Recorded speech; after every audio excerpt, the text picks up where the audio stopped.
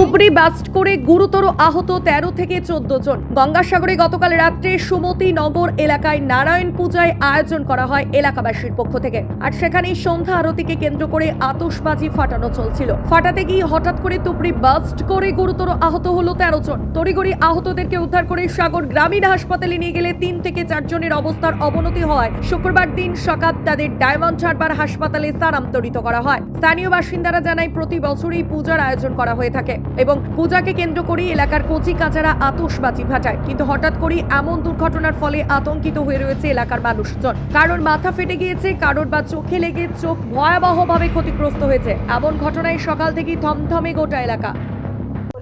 আমাদের এখানে নারায়ণ পুজো হচ্ছিল, ওই রাত্রি 10টার সময় সন্ধ্যা আরতি হচ্ছিল। ওই সময় ওই তুবড়ি তারাবাতি ওইগুলো জ্বালানো হচ্ছিল, ওই তুবড়ি ফেটে গিয়ে এই অবস্থা।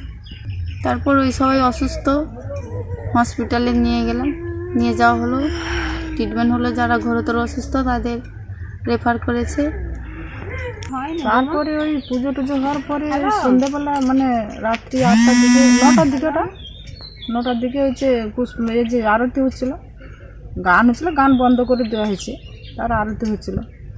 তারপরে ওই মানে টুকরিগুলো ছোটোগুলো ওইগুলা মানে জ্বালছিল আর কি, ওইগুলা যে ফেটে জায়গাটা সেখানটায় মোটামুটি অনেকগুলো বলতে কার হয়তো এখানটা লেগেছে একটুখানি, কার হয়তো আঁঠুতে লেগেছে, কার হয়তো মানে এই পেচ্ছাপ ধরে ওখানটা লেগেছে।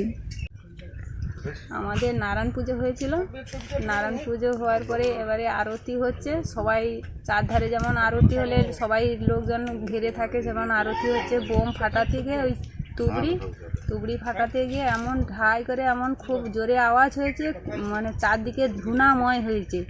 এবারে যে এরকম কাণ্ড ঘটবে কেউ বুঝতে পারেনি।